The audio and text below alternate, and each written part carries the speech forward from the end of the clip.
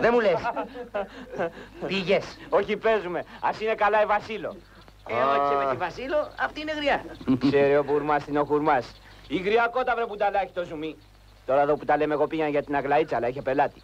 Η Αγλαΐτσα, μάλιστα. Να δεις που δεν πιάνει μπάζα μπροστά στη Βασίλο.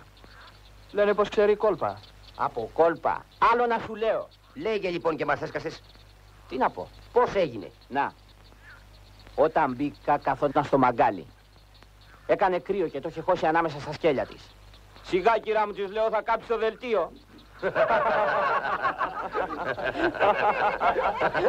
Η Αγλαΐτσα ήταν πίσω από το χώρισμα και έκατσα να την περιμένω. Η Βασίλο μου παίξε το μάτι πονηρά και μου λέει έλα πιο κοντά να ζεσταθείς κακομοίρη μου και άρχισε να τρίβει το γόνατό της στο δικό μου. Ύστερα. Τι ύστερα. Ρε παιδιά πρώτη φορά είδα τέτοιο πράγμα. Άρχισε να κουνιέται ολόκληρη σαν μηχανότρατα.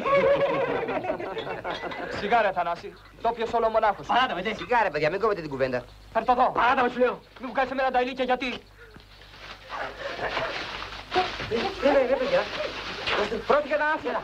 Δώσε Θανάση. Αυτό είναι. Κράτα κρατώ, Θανάση. Έλα. Αυτό είναι αλεπό.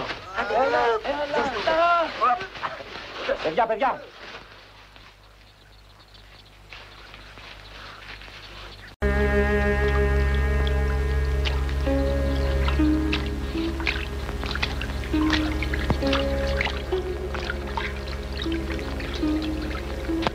Λες να ταχτούν.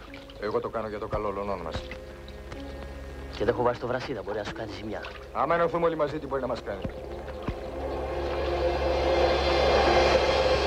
Γεια σας. Καλώς τους. Είδα το Μακρύδι, τον Ξενοφόντα και τους άλλους. Είναι σύμφωνοι. Εσείς τι λέτε. Τι να πούμε. Χρειάζεται απόφαση. Το λες εσύ που δεν έχεις παιδιά. Πρώτα και εμένα που έχω το γιο μου στην Αλεξανδρούπολη στο γυμνάσιο. Θέλει κάθε μήνα λεφτά. Ρε Παύλη, μια φορά θα δώσουμε. Το πάνε να μαζευτούν 40 χιλιάρικα. Εγώ μια φορά σας το είπα. Έχω δικό μου άνθρωπο στην Καβάλα που δέχεται να μας δώσει το καΐκι όταν πάρει προκαταβολή τα 40 χιλιάρικα. Τα υπόλοιπα τα δίνουμε με δόση από τα κέρδη. Και αν δεν τα καταφέρουμε στην πούληση. Μη φοβάσαι, κάτι ξέρω κι εγώ. Τόσα χρόνια που ήμουν γραμματέας των εμπόρων τι έκανα. Βρε είναι αμαρτία να μας παίρνουν το ψάρι 8 και 10 δραχμές το κιλό και να το πουλάνε 30 και 40. Και βέβαια είναι αμαρτία. Δεν λες εκμετάλλευση. Λοιπόν, θα κάνω ένα κατάλογο και θα ξαναρθώ το Σάββατο. Ας δώσει ο καθένας ό,τι μπορεί. Εγώ κάτι έχω στην άκρη. Αλλά περιμένω τον άλλο μήνα να γέννησε η γυναίκα. Μέχρι να φτάσει αυτή η ώρα θα τα έχεις πάρει πίσω διπλά. Δεν είπαμε και τίποτα.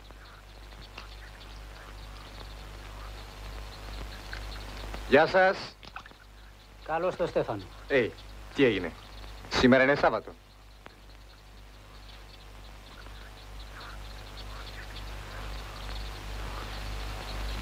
$600 φράγκα είναι. Αυτά είχα. Να σε φιλήσω ρε Παναγιώτη. Εσύ μου κάνεις ευτέ. Εγώ δεν έχω μαζί μου. Μέχρι το βράδυ μπορώ να σκονομήσω ένα 200. Αν όλοι το πάρουν ζεστά όπως εσείς, γρήγορα θα έχουμε δικό μας καίκι. Και τότε να δούμε τι θα κάνουν τα αφεντικά. Πασχαλίδης. Παναγιώτης Πασχαλίδης. Δραχμές 600. Άντε γεια σας. Πάω και στους άλλους. Θα σου δω το βράδυ στο καφενείο. Αυγοτάρχο και χύνεται. Γεια σας. Ρε καλώς το παυλί. Είναι ανοιχτό μου, Μανώλης, απ' τη Λίμνο. Τι νέα μας φέρεις από τον Πορτολάγο. Είδα το γιο του Βρασίδα. Τον Ανέστη. Ναι, γεια. Του μίλησες. Τι κάνει, ακόμα κρύβεται. 3 μήνες έμεινε στην Καβάλα. Μα τώρα βαρέθηκε και θέλει να γυρίσει στο χωριό. Μα φοβάται τον οματάρχη. Τι έκανε. Βίασε μια κοπέλα. Μ' αργέσαι. Στο τέλος ο Γιώργος θα κάνει πλακάκια και θα βγει λάδι. Δεν το βλέπω εύκολο. Αν ήταν στο χέρι του θα...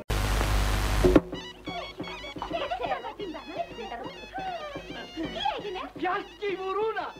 Ο Θωμάς με τον Νίκο στα δίκτυα του Στέφανου.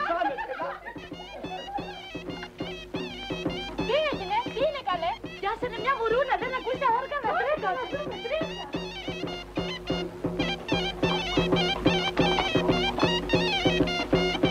Μας αρέσει αυτή η κοινόματάρχα μου, τι τρέχει. Πιάσανε μια μουρούνα. Και γι' αυτό χαλά τον κόσμο. Εσύ κυρδίμα μου δεν ξέρεις, εδώ έτσι το έχουνε. Άμα πιάσει κανείς μουρούνα, φορτώνουν τα όργανα σε ένα κάρο και κερνάνε τον κόσμο. Βα, να τη... Γεια σου, Στέφανε!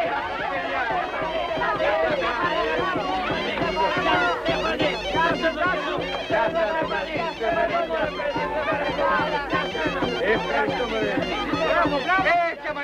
βγεις ένα ποτήρι στη δουλειά μας. Ευχαριστώ. Απόψε θα είμαστε στην ταβέρνα του Τελή. Σας καλώ όλους να πιούμε ένα ποτήρι κρασί. Ευχαριστώ, Στέφανε! Γεια σας.